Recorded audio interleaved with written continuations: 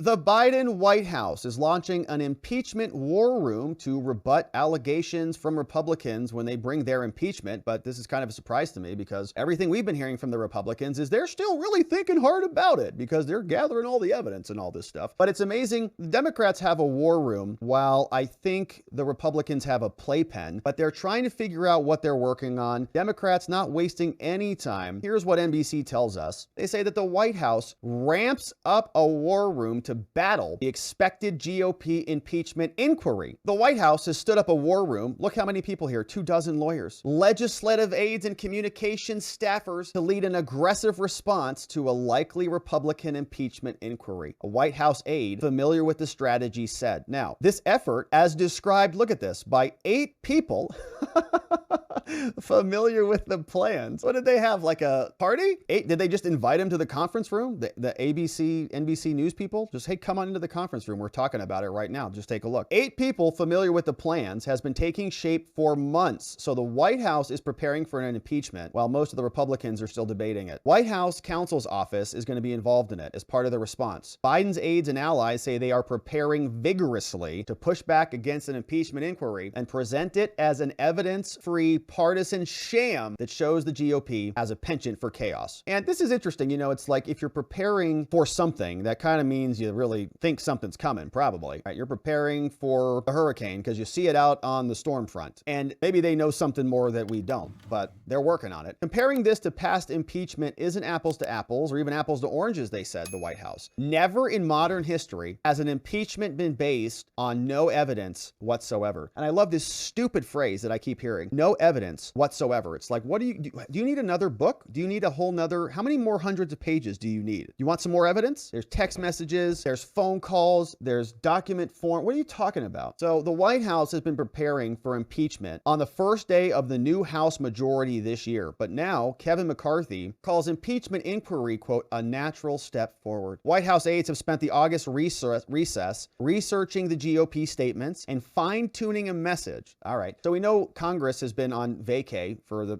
month of August, supposed to be back in September. And so both sides have been sharpening their axes. House Republicans have said that they're going to focus their inquiry on alleged criminal activity by Biden's son's Hunter Biden. It would also delve into so far unproven claims that Joe Biden engaged in bribery or corruption or otherwise abused his power. So McCarthy and others, of course, are responding to this, and we'll see if they actually do anything. McCarthy is very proud of himself. Homer says that they're getting some momentum here, that it's gaining steam. Enough people are starting to get sick of it, and maybe we'll see some action. Well, certainly, I think the evidence grows every day that would support impeachment. Many of us in Congress are already there. We've seen enough. But with respect to my role as chairman of the House Oversight Committee, we're in charge of bringing out all the evidence. So there are still more bank records that we want to have access to. We want to make public.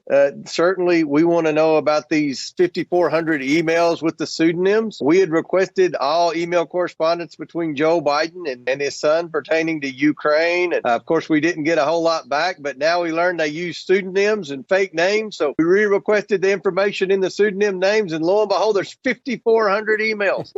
Many have been redacted. So we've still got more information to process. We're trying to do it as quickly as possible, but every day the evidence continues to grow that would support impeachment. I don't think any vice president in the history of America was more corrupt than Joe Biden. And certainly we're concerned that all the corruption that he benefited from and his family benefited from while he was vice president could have tainted his presidency and made him vulnerable, made our country vulnerable, made him compromised. And that's why we're continuing this investigation. And we're going to try to get all the bank records and all the email correspondence that Joe Biden had pertaining to shady business transactions that his family was involved in with foreign nationals. Insane. There's 5,400 of them. There's also some new emails that I think came out from Governor Whitmer out of Michigan where they're using Greek. They're translating their emails into Greek so that when you search for them and you search for words like FBI, it's Greek letters and you're like, it doesn't show up in the FOIA requests, right? These people are hiding their corruption in plain sight, and the government agencies are covering them up via redactions and bureaucratic red tape, protecting their own institutions and their own own candidates. Nancy Mace says we got to get those emails. President Biden has thrown his country under the bus, and he's been forced to lie about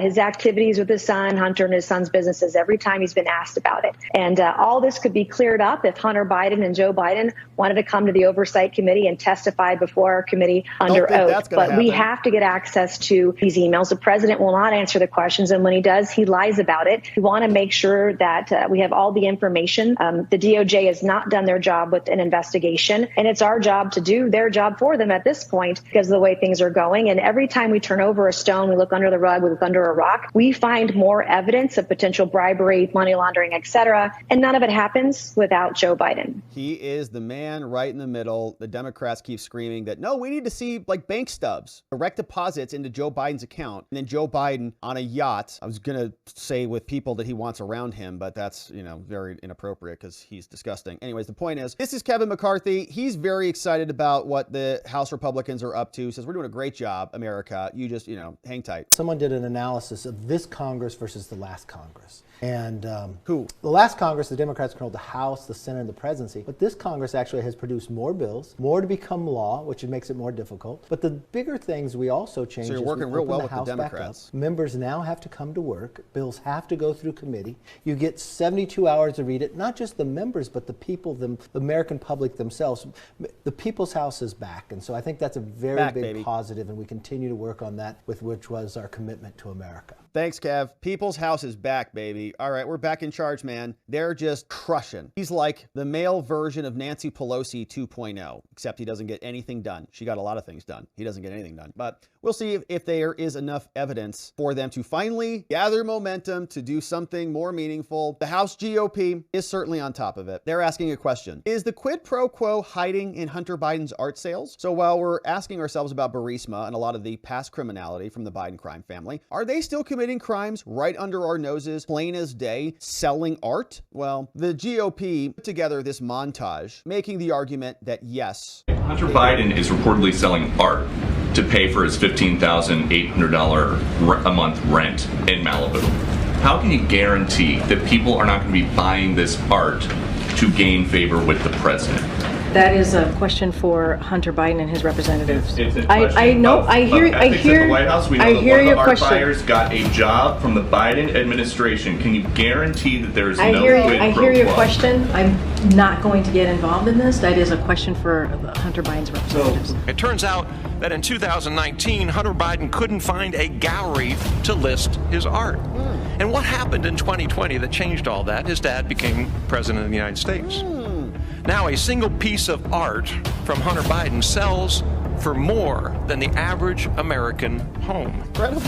This art arrangement is so suspicious that the Obama administration ethics czar, Walter Schaub, tweeted on July 10th of this year, Hunter Biden should cancel this art sale because he knows the prices are based on his dad's job. Shame on POTUS if he doesn't ask Hunter to stop.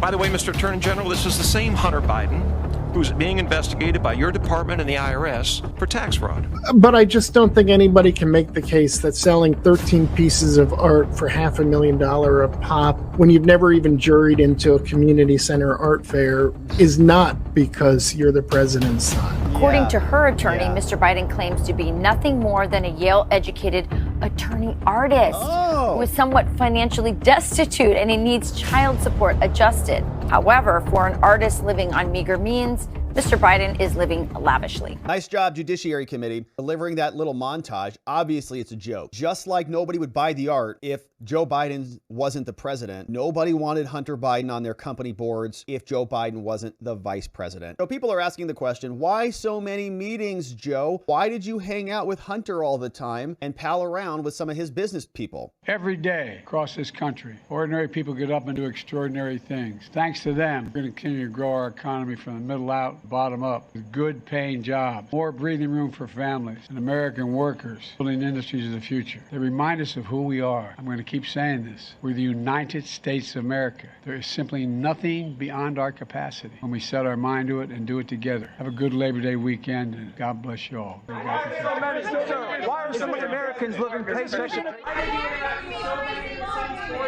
partners. So Americans look at. Will you give your bank records to Congress, President Biden? Governor DeSantis tomorrow. Yes. Will you give your bank records to Congress?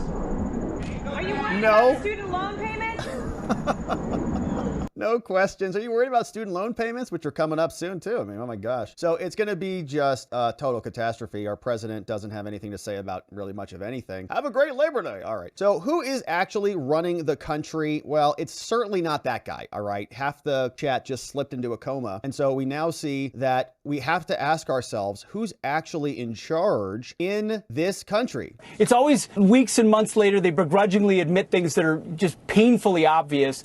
They don't lay out much. They say, you know, other presidents did this, even though the one time they could think of is Barack Obama going to China in 2016. And it was almost an international insult that they didn't have the red carpet and the stairs prepared for him. It was seen as a backhand. So what does this, amongst everything else, tell you about the trajectory of this presidency fledgling? Not good. Well, look, I thought his performance in Maui was so bad. He was so clearly out of it that, frankly, I think it's frightening. This is not about politics and scoring points. This is the commander-in-chief of the most powerful military in the world. And it's clear that at least half the time, he's just not there. I mean, month by month, his cognitive collapse is more and more obvious. The Associated Press just reported that 77% of all Americans, Democrats, Republicans, Independents, 77% now believe that Biden is too old to run for re-election. I suspect by next summer that number will be in the 90s, because once this starts, it's just going to get steadily worse. He's clearly in cognitive decline. He's clear, in fact, it makes me wonder who's making the real decisions at the White House. Because obviously Joe Biden is not. He's not capable of it. And if that is accurate, and I think that if you just think about the trajectory that we have seen Joe Biden on, at one point he actually could cobble together an actual cohesive thought and a sentence. Even during the debates, he was moderately more capable than he is now. But if this decline continues, you fast forward a year from now, I mean,